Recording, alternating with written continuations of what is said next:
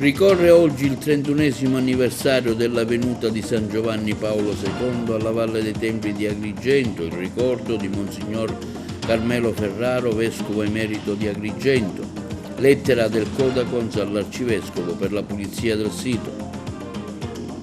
Appello dei Vescovi siciliani per il voto alle europee, non lasciatevi ammaliare dalle sirene dell'astensionismo.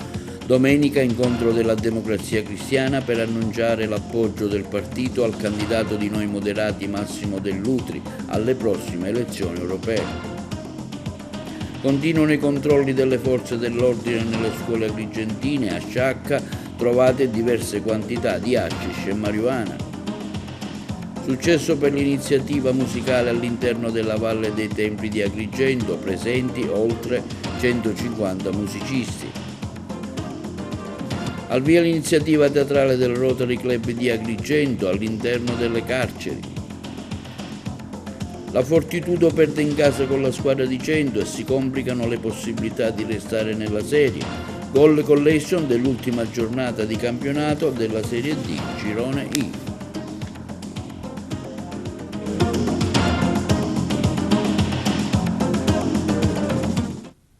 Buongiorno, benvenuti con l'appuntamento odierno del nostro telegiornale TVA Notizie. Ricorre oggi il 31esimo anniversario della visita di San Giovanni Paolo II ad Agrigento, avvenuta lo scorso 8 e 9 maggio del 1993. Il servizio. Lo dico ai responsabili, convertitevi, una volta verrà il giudizio di Dio. Ricorre oggi il 31esimo anniversario della visita di San Giovanni Paolo II ad Agrigento, avvenuta lo scorso 8-9 maggio del 1993. Quel viaggio apostolico è passato alla storia per il grido del cuore nella valle, ai piedi del Tempio della Concordia. Così lo stesso San Giovanni Paolo II, ricevendo i fedeli dell'Arcidiocesi di Agrigento in udienza, lo definì quel grido, disse, sgorgatomi dal cuore della valle. Per l'occasione, nel pomeriggio, si svolgerà la presentazione del volume a cura dello Studio Teologico San Gregorio Agrigentino, affiliato alla Facoltà Teologica di Sicilia San Giovanni Evangelista di Palermo, presso l'Aula Magna del Seminario Vescovile, dal titolo Verrà il giudizio di Dio, Chiesa e mafia, quale magistero e liberazione oggi, che vedrà la partecipazione di Sergio Tanzarella, docente universitario di Napoli, Fabio Zavattaro, giornalista della LUMS ed ex già vaticanista della LUIS, Don Alessandro Damiano, arcivescovo di Agrigento, e Lilli Genco, direttore dell'ufficio stampa diocesi di Trapani. Intanto ecco come Monsignor Carmelo Ferraro, vescovo emerito di Agrigento, ha ricordato per il settimanale L'Amico del Popolo quella visita. Il 9 maggio del 1993 costituisce per la Chiesa di Agrigento una delle più grandi grazie che è stata vissuta dai cristiani. Il Papa Giovanni Paolo II, San Giovanni Paolo II, ha cominciato a salutare Agrigento in maniera così nobile e sublime da incantare tutti. Egli disse: saluto te Agrigento, città di antichissime civiltà, madre di menti eccelse e di cuori generosi. Come non ricordare che tu hai dato i natali a personalità illustri, dall'antico Empedocle al modello Pirandello. Saluto inoltre te, Chiesa agrigentina, intrepida nella fede, edificata dai santi vescovi Libertino, Gregorio e Gerlando, onorata attraverso i secoli da una lunga catena di santi.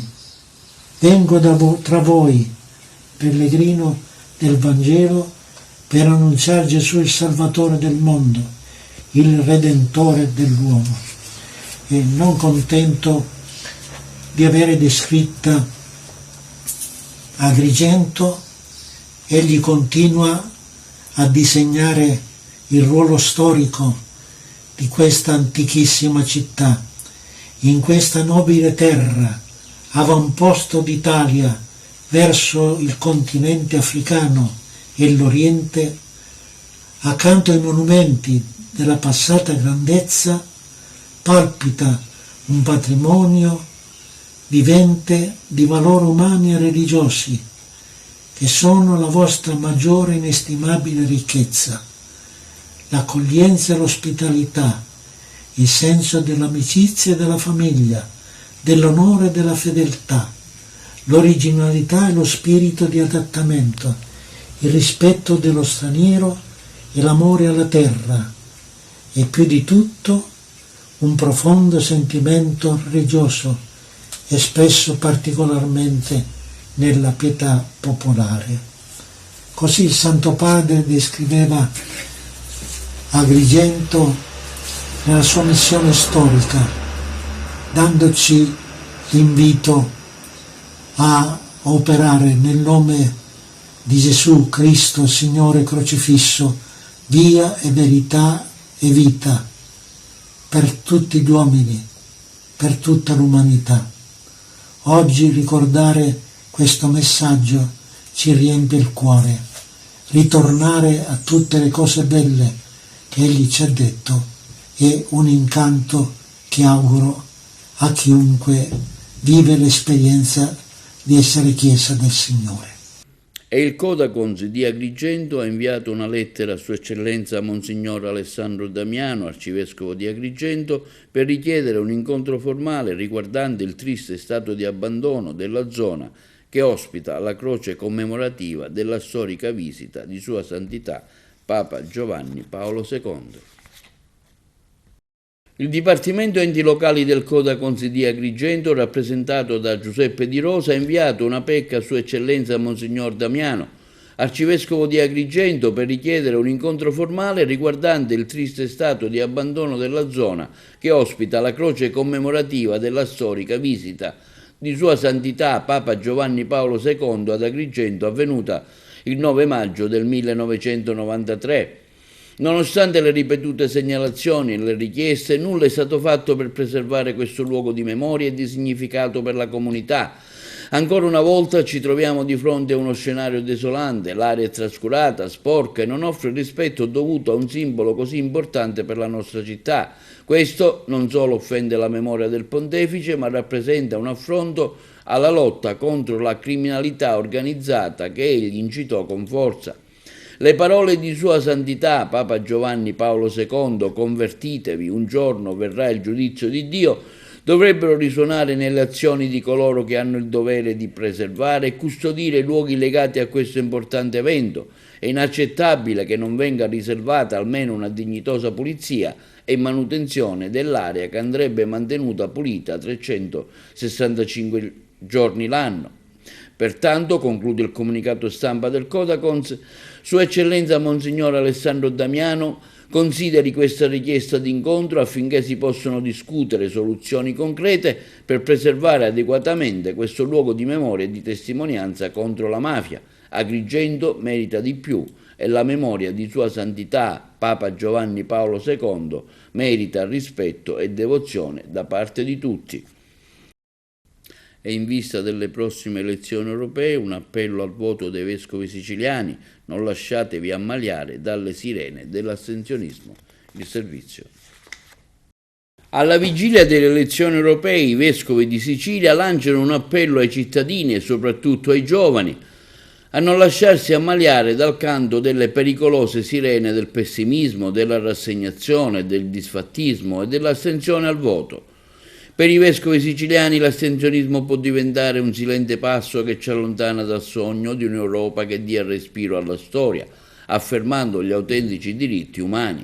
Un diritto, quello al voto, che diventa comunque un dovere per i cittadini della Sicilia, isola ancora chiamata a essere all'interno dell'Europa unita, piattaforma di pace e di integrazione per i tanti popoli del Mediterraneo che cercano in Europa salvezza e lavoro.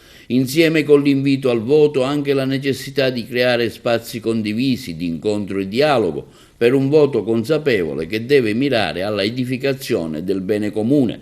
L'augurio dei vescovi siciliani è che il Parlamento europeo possa essere quella istituzione detentrice del potenziale necessario per affrontare e risolvere le molteplici questioni generate dalle numerose trasformazioni epocali.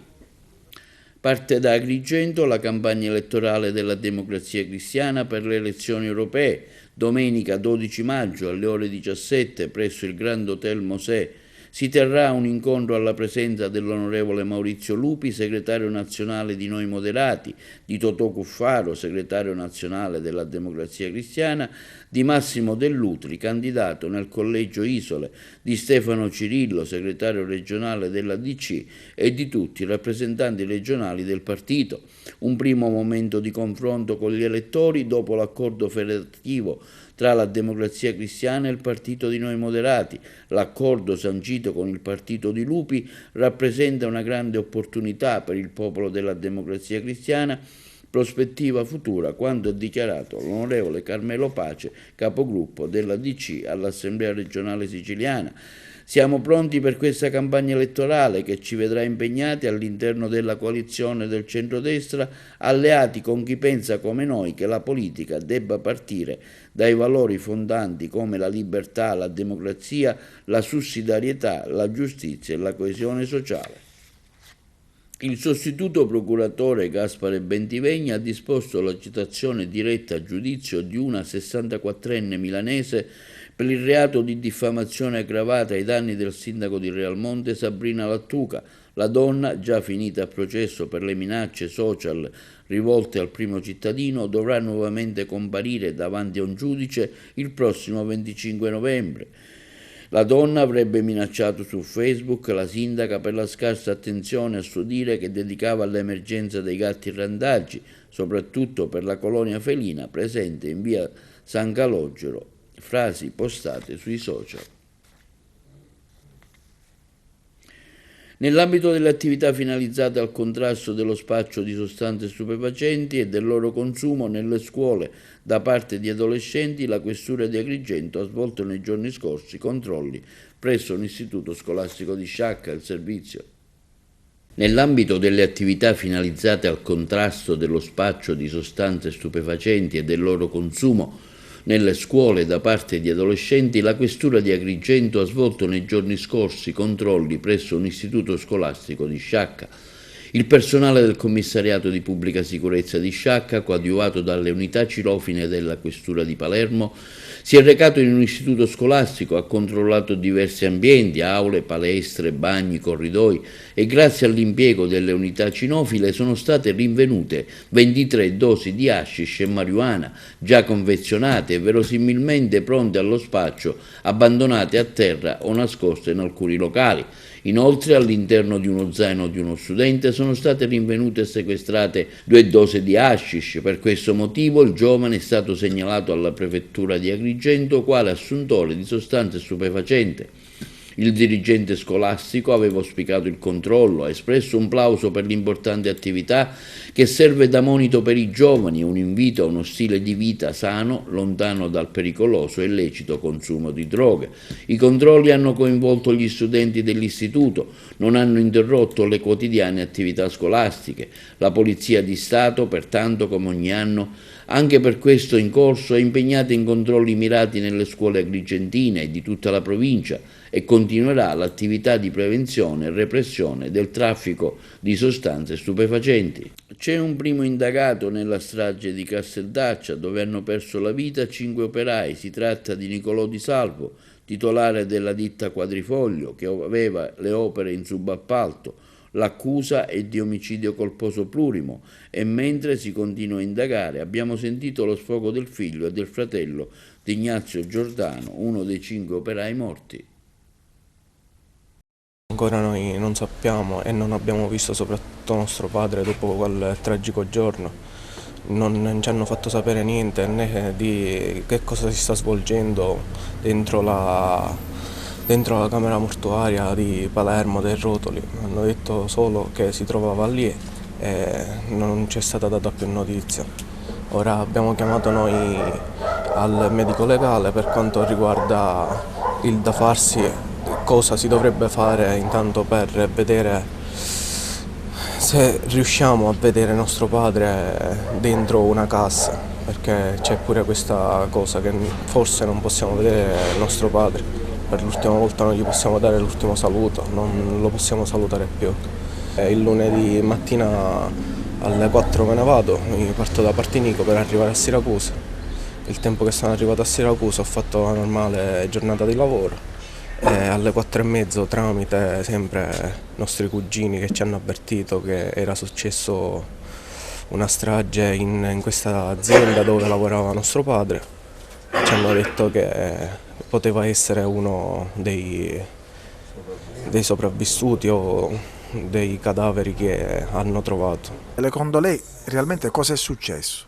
Cosa può essere successo? Penso che erano tutti esperti, ma soprattutto io, mio fratello in particolare, perché conosco lui e quell'altro non li conosco, era molto attento a quanto riguarda i fattori di sicurezza, insomma, sul lavoro, e spesso si parlava di queste cose ed era lui che mi dava lezioni pure a me di questa cosa. Mi diceva pure che in questa ditta erano attenti, insomma, alla sicurezza. Il povero che è morto, che è il datore forse di lavoro, che è stato il primo, dice che era molto attento alla sicurezza.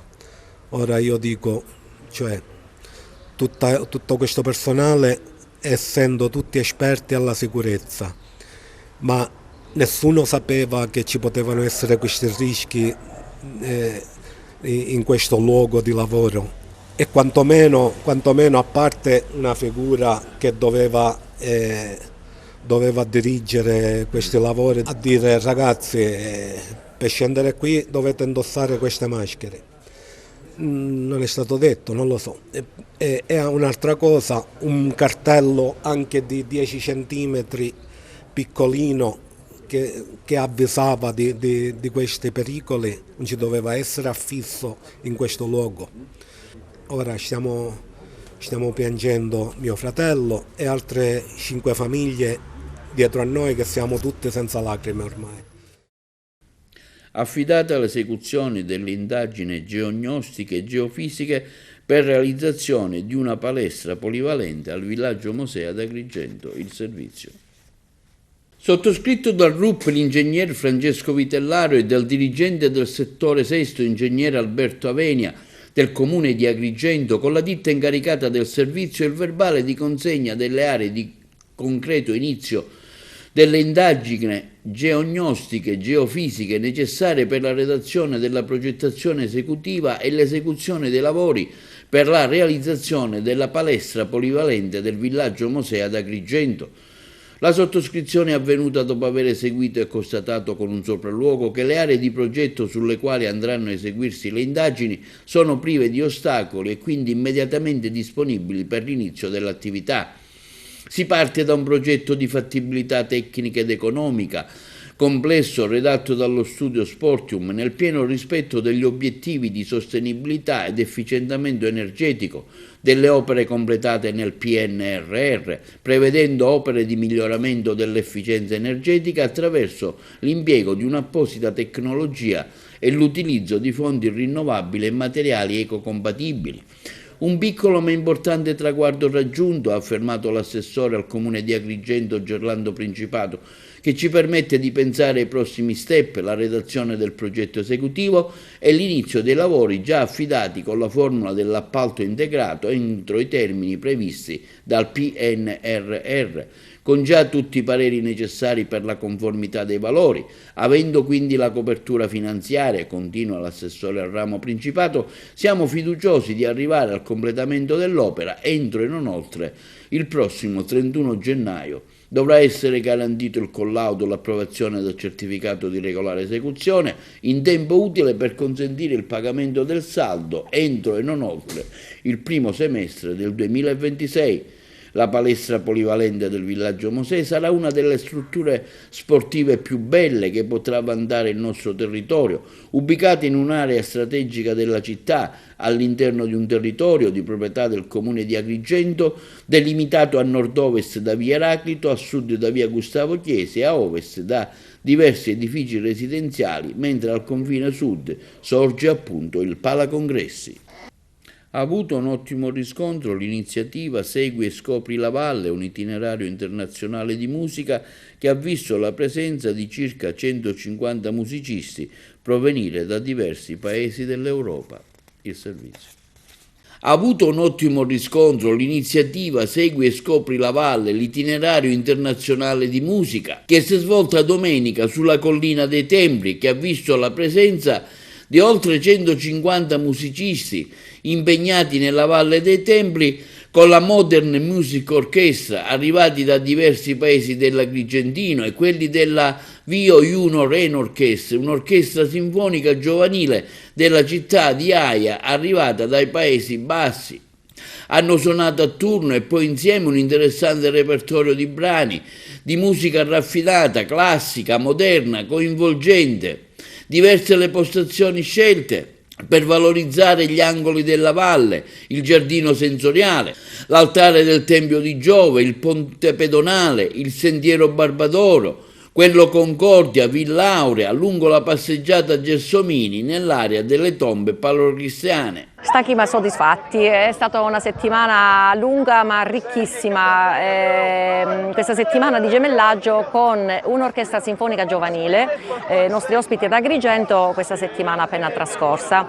Erano qua ad Agrigento per un gemellaggio triangolare con l'Istituto Comprensivo Esseneto ad indirizzo musicale e con l'associazione musicale MMO, Modern Music Orchestra, che nasce appunto per dare musica e soddisfazione agli ex alunni delle scuole ad indirizzo musicale. Siamo molto grati di chiudere questa settimana proprio nella Valle dei Templi, il cuore di Agrigento, e ringraziamo immensamente il direttore Roberto Sciarratta, che ha condiviso la nostra idea di portare la musica lungo la Via Sacra. Infatti tutto il pomeriggio in diversi punti della Via Sacra c'erano ragazzi che suonavano e nulla poteva essere più appropriato che non avere i giovani che suonano, perché oggi è l'inizio della settimana nazionale della musica a scuola. La settimana nazionale è indetta dal Ministero dell'Istruzione per tutte le scuole, proprio per valorizzare un linguaggio che per i giovani è un linguaggio educativo, formativo, e insegna che la musica non solo si ascolta ma si possa fare, la musica si fa. Oggi musica under 18 in allegria. È partito il nostro secondo tour in questo 2024 e quest'anno abbiamo la concomitanza con l'orchestra giovanile olandese, un'esperienza che si ripete visto la bellissima appunto esperienza che abbiamo fatto nel 2018.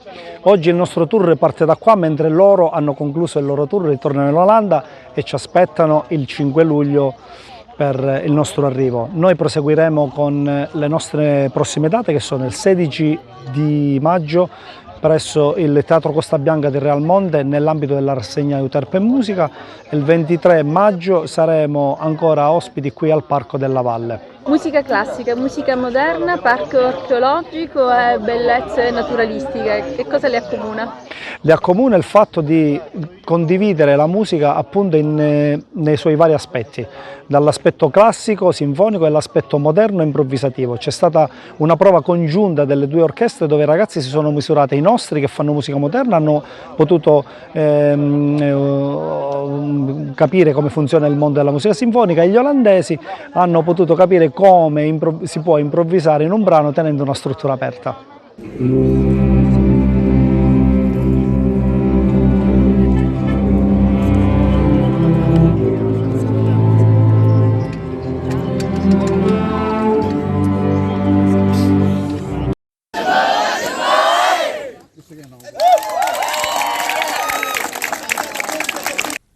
Il Rotary Club di Agrigento avvia un progetto teatro nelle carceri. Il servizio. Teatro libero, evasioni teatrali negli istituti penitenziari è il titolo di un progetto del Rotary che vuole ricostruire un mondo ideale dove il benessere delle persone diventi una priorità. In modo particolare, durante l'anno rotariano in corso, le attività del Club di Agrigento, presieduto dal dottore Giuseppe Lamendola, hanno avuto come priorità, oltre che i temi della diversità, equità e inclusione, anche quello del perseguimento del benessere mentale. Da qui, grazie al contributo della Rotary Foundation, nasce il progetto dei laboratori teatrali rivolto agli ospiti del penitenziario di Contrada Petrusa. È oramai risaputo che il teatro, come strumento di trasmissione culturale ed inclusione sociale, e dell'intrattenimento inteso come pausa, produce sensazione di benessere e acquisizione di nuove consapevolezze. Partendo da questi presupposti il Rotary Club di Agrigento ha voluto introdurre, grazie anche alla sensibilità della direzione del carcere, un percorso a vantaggio degli ospiti dell'Istituto di Contrada Petrusa, che avesse come tema il teatro volto a contribuire alla prevenzione dell'aggressività e l'evasione momentanea. Lo scopo della proposta voluta, spiega il presidente Lamendola, con la collaborazione dei qualificati esperti dell'Associazione ALUP di Favara del presidente professore Carmelo Sgarito, è quello di promuovere la cultura e la storia del teatro, ricorrere alla recitazione per migliorare la salute psicofisica all'interno dell'istituto penitenziario, e non ultimo, incentivare la scrittura creativa. Il percorso formativo si concluderà entro il prossimo 18 maggio con uno spettacolo teatrale, aperto anche alle autorità locali. Sono 17 milioni di euro dalla Regione siciliana destinati al pagamento dei contributi economici in favore dei disabili gravissimi. Per il mese di aprile 2024 le risorse a valere sul Fondo per la disabilità e la non autosufficienza saranno destinate alle ASP dell'isola sulla base della comunicazione del numero delle persone che hanno diritto al beneficio economico. I soggetti censiti al mese di aprile risultano 14.358. E nell'ambito delle attività della Libera Università Agrigentina Auser, oggi 9 maggio, alle ore 16:30 nella sala conferenze Tommaso Fazzello del Museo Archeologico Pietro Griffo avrà luogo la conversazione La difficile vita dell'attore professionista con Gaetano Aronica, autore e regista, direttore del Palacongressi Festival di Agrigento. La conversazione si annuncia di grande interesse come tutte le attività che hanno come tema il mondo del teatro e dello spettacolo della nostra città.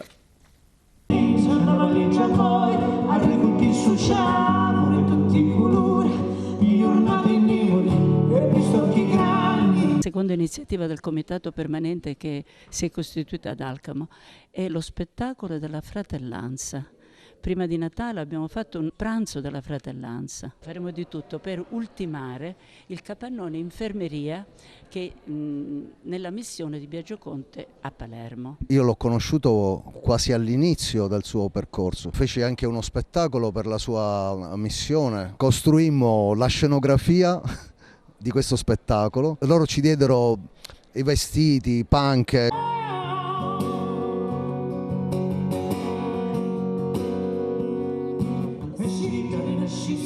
Ha bisogno di alcuni lavori, tanti lavori questo capannone, è un capannone molto grande. Ci sono anche tanti ammalati alla missione. Servirà proprio per gli ammalati della missione. Non si può chiamare una società giusta se lascia indietro i più deboli. Magari sono profughi perché magari non hanno casa, perché magari hanno avuto difficoltà economiche. Biagio ha dato loro un tetto come prima cosa, un pasto caldo. Lo spettacolo si prestava perché raccontava, diciamo, proprio la storia di alcuni ultimi matti nella città di Palermo. La ragione ora mentre iniziamo intervistando va a cattare ora o va per matta, la prossima volta spruzzi, cioè succede, è bella, lasciala questa.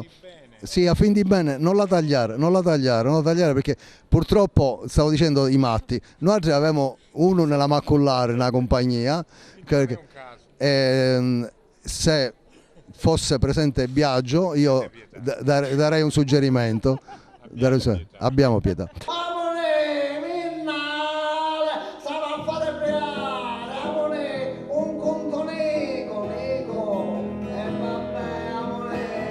Biagio Conte in effetti, come hai detto bene, non si può mai dimenticare. Ha lasciato, diciamo, nella sua eredità questo progetto. Ci stiamo adoperando per la raccolta fondi con vari eventi, quest'altro spettacolo musicale con Paride Benassai, Salerno e Mandreucci. Adesso vi posso dire questo, un popolo, mettete la catena, spocchiatelo, attuppateci a bocca ed è ancora libero.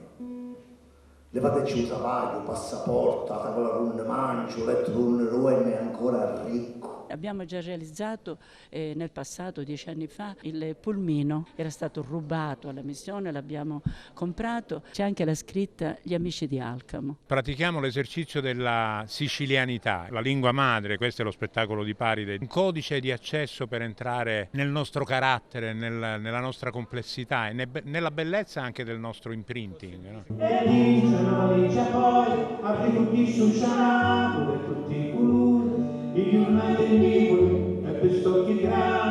ho avuto la fortuna di esserci stato 2 volte a Palermo nella sua struttura. Ci ha insegnato tanto a fare il viaggio, alla carità, aiutare chi sta peggio di noi e chi rimane indietro e cercare di aiutarlo e sostenerlo dove e quando possiamo. Infatti la sua casa si chiama Casa della Speranza. Lo spettacolo La lingua madre nasce, bello il braccetto di Marcello, da un'idea di Paride Benassai ed è una sintesi del meglio di quest'uomo qua, che parla di sicilianità e parla attraverso la voce di Paride, attraverso i racconti, attraverso la musica fatta da me, Marcello e da Paride. Ci sono molti brani inediti, interpretazioni originali fatte apposta per questo spettacolo. Noi siamo strafelici di essere ad Alcamo in questo stupendo teatro, è anche più bello di quello che mi aspettavo.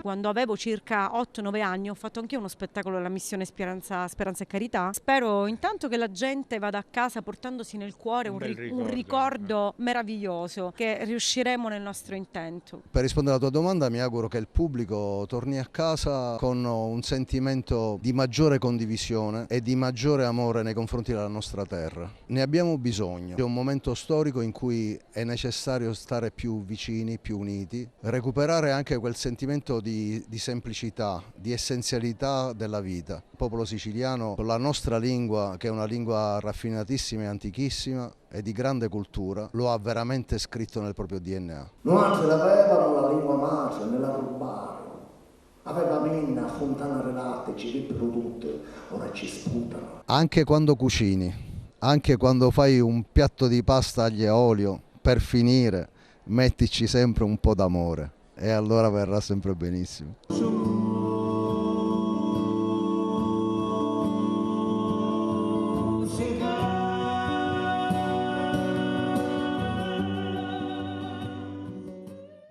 Linea alla regia per la pubblicità.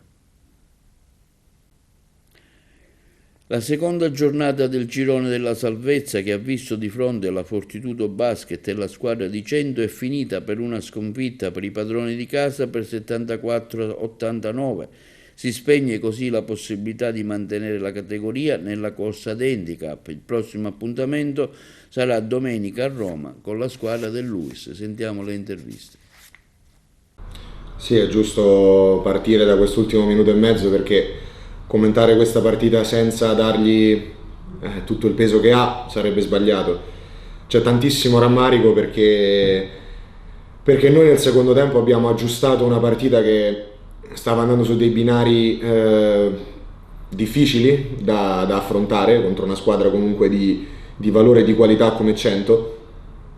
E guarda, ieri guardavo altre partite dei playoff di questa Lega, quando poi si parla di talento individuale in queste partite che contano veramente l'infinito, non si può far finta che questo non esista, perché i 3 canestri che fa Mussini per spaccare la partita e i 9 punti finali sono 9 punti di talento assoluto. Cioè possiamo parlare di qualsiasi scelta, qualunque cosa, su Mussini l'abbiamo raddoppiato, gli abbiamo provato a levare tantissime situazioni e lui nelle ultime 3 azioni da solo in isolamento si è inventato 3 canestri pazzeschi, onestamente.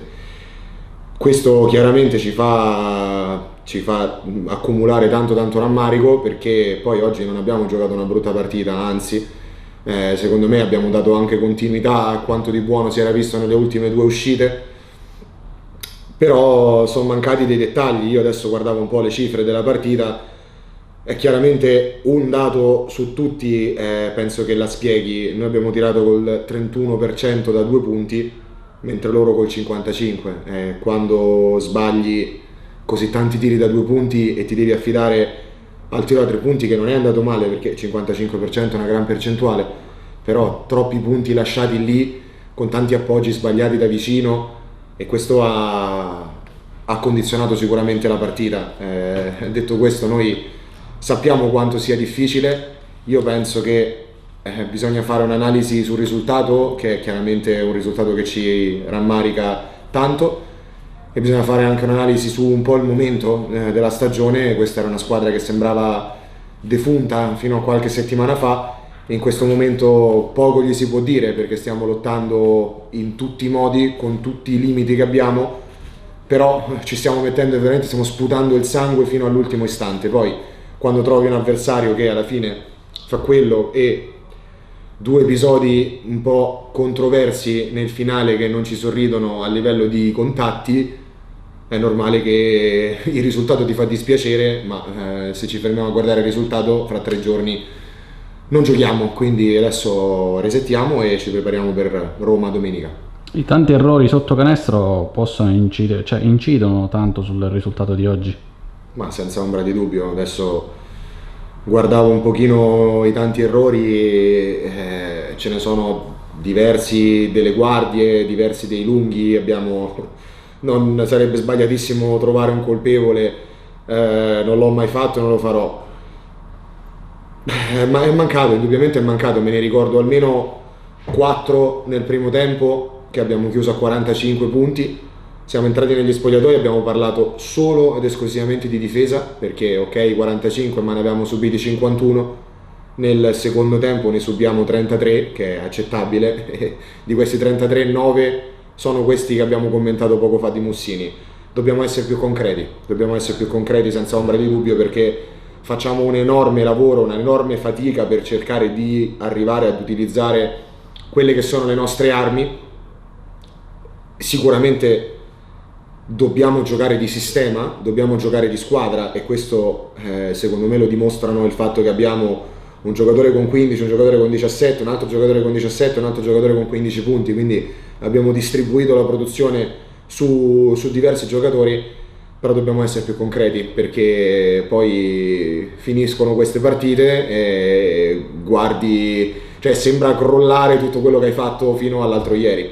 Non deve essere così, è chiaro, questo è uno stop che pesa tanto, però con lo stesso spirito con cui abbiamo affrontato queste 3 andremo avanti a fare le altre, queste 2 scusami, andremo a fare le altre 8. Come si affronta Roma? È l'ennesima finale di questo finale di stagione. Sì, in questo momento queste partite contano tantissimo per tutti. Oggi la Luis batte Nardò, Chiusi strapazza Latina, quindi Chiusi si avvicina a Nardò, la Luis ci torna 2 punti sopra, e la distanza da quel fantomatico posto salvezza rimane di 8 punti. Roma si affronta come una squadra che conosciamo. Durante la stagione regolare abbiamo vinto qui una partita in cui il roster era completamente diverso, abbiamo perso lì a Roma nell'ultimo minuto, e adesso è cambiato ancora il roster della Luis, perché c'è Tyler Kane, e quindi un altro giocatore di grande valore. Conosciamo quali sono le loro caratteristiche, e in pochissimo tempo dovremo sistemare un po' tutto per farci trovare pronti. Capitano, sapevamo che serviva un'impresa, la Fortitudo ci ha messo il cuore, e un finale abbastanza discusso ha cambiato anche la partita. Qualcosa però è mancato comunque, vince 100 e ora le speranze diventano sempre più... Per noi questa, come tutte se lo saranno da qua fino alla fine, ci siamo detti che dobbiamo pensare partita dopo partita, e questa era quella più importante della stagione. C'è amarezza perché sapevamo che se fossimo riusciti a vincere, non so cosa ha fatto la Luis contro Nardò, ma se il risultato era a favore nostro si riapriva tutto quanto. Ora diventa veramente difficile. Che dirti, la squadra ha lottato, siamo cresciuti sicuramente negli ultimi mesi, purtroppo la classifica non ci aiuta, merito anche a loro, perché mancava 1 minuto e mezzo, erano sotto di 4, è stato molto bravo Bussini, un ragazzo di un'altra categoria che in questo momento è in fiducia. Dovevamo essere più attenti in quei momenti là, non lo siamo stati, C'è amarezza, però domenica giochiamo di nuovo e finché la matematica non dice che siamo retrocessi ci proveremo fino alla fine. Giocare ogni 3 giorni, specialmente per Agrigento che lotta con le trasferte, con i viaggi, quanto è difficile? È sempre stato così, ma non deve essere un alibi questo. Io sono qua da tanti anni, anche nei playoff è successa questa cosa. Dobbiamo essere intelligenti noi, nei momenti in cui siamo in albergo fuori casa a riposarci, quando siamo in casa cercare di dormire il più possibile, mangiare bene, recuperare le proprie energie, lo staff medico sta lavorando bene. Sicuramente ha un suo peso molto importante, ma dobbiamo guardare oltre. Quanto rammarico c'è per l'ultimo minuto e mezzo di partita? Ma tanto perché ci credevamo anche in spogliatoio, non abbiamo fatto una grandissima partita difensiva, hanno fatto 84 punti in casa, dovevamo essere un po' più cinici forse nei momenti importanti, no forse, dovevamo esserlo. Pensiamo domenica, cercare di recuperare le energie e vediamo cosa succede. E ora vi proponiamo l'ultimo appuntamento della Goal Collection curata da Wisport relativa alla 38esima giornata di Serie D Girone I. Retrocedono la Gioiese e il Castrovillari in eccellenza, mentre disputeranno i play-off le due siciliane Siracusa e Acireale e le calabresi Vibonesi e Reggio Calabria. Per le agrigentine il 9° posto va al Canicattì, segue il Licata con 43 punti, quindi l'Acregas con 42 punti. Il servizio. Ha inizio la nostra 38esima ed ultima Goal Collection del girone I di Serie D. Pochi i nodi da sciogliere, in ballo il 5° posto e quindi l'ingresso nei playoff, ma partiamo dalla vittoria numero 30 del Trapani che chiude la regular season a 94 punti siglando il nuovo record nazionale del massimo campionato dilettantistico. Granata che hanno ragione del Città di Sant'Agata per 4-2, primo tempo chiuso in parità con la rete di Acquadro per gli uomini di Alfio Torrisi a cui risponde Alagna, botta e risposta anche nel primo quarto d'ora della ripresa con ancora Quadro in rete, Sant'Agata che non molla e perviene al pareggio con Mincica, Trapani che nel finale porta a casa i 3 punti con le reti di Bollino e Balla. Spettacolare e pirotecnica la gara tra Real Casalnuovo e Siracusa, azzurri avanti al termine del primo tempo di 2 reti con la doppietta di Mimmo Maggio. Nel secondo tempo festival del gol, accorcia le distanze Reginaldo, a lungo Aretuseo con Arcidiacono, Campani che hanno la forza per agguantare la parità con Reginaldo e Sarno, ma cadono al tappeto 4 minuti oltre il 90° con la rete di Giuliano Alma che al pari di Maggio si aggiudica in coabitazione il titolo capocannonieri. Poker di reti anche della Vibonese che si prepara nel migliore dei modi ai playoff che vedrà i rossoblù opposti alla Reggio Calabria, reti della Vibonese ad opera di Borgia, Tandara con una doppietta e Terranova, il Licata risponde con Pino e Murgia quando è troppo tardi. Una rete per parte tra Nova Igia Virtus e Reggio Calabria, siciliani avanti al 25° con Ferrigno, risposta che arriva a strettissimo giro di posta con Renelus. Chiude tra le prime 5 la Ciriale a cui basta la rete dell'intramontabile capitano Peppe Savanarola per battere a domicilio la San Cataldese e garantirsi una piazza d'onore che nobilita il campionato dei Granata. Chiude al 9° posto nella colonnina di sinistra il Canicattì, vittorioso per 4-2 al Saraceno contro il San Luca sugli scudi Boniglia, autore di una doppietta, Catania e Salvia, giallorossi che rimangono in partita fino al 2-2 grazie alle reti di Sofra e Kuznauskas.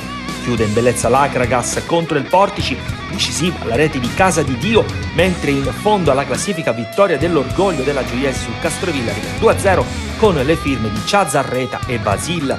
Retrocedono entrambi in eccellenza, play out tra San Luca e Locri, mentre a disputare i playoff saranno le siciliane Siracusa e Acireale, le calabresi Vibonese e Reggio Calabria. Il nostro viaggio lungo il girone I di Serie D termina qui, il nostro approfondimento è già rimandato per i primi di settembre quando inizierà una nuova stagione di calcio dilettantistico.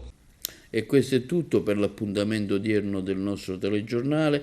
Vi ricordiamo che TVA è visibile in tutta Italia sul canale 268 delle Smart TV, quindi il nostro telegiornale andrà in onda su Video Sicilia sul canale 93 alle ore 15, alle ore 20 e in replica domani mattina alle 9 e in tutto il mondo cliccando www.televideoagrigento.tv. Dopo ciò vi auguriamo una buona serata.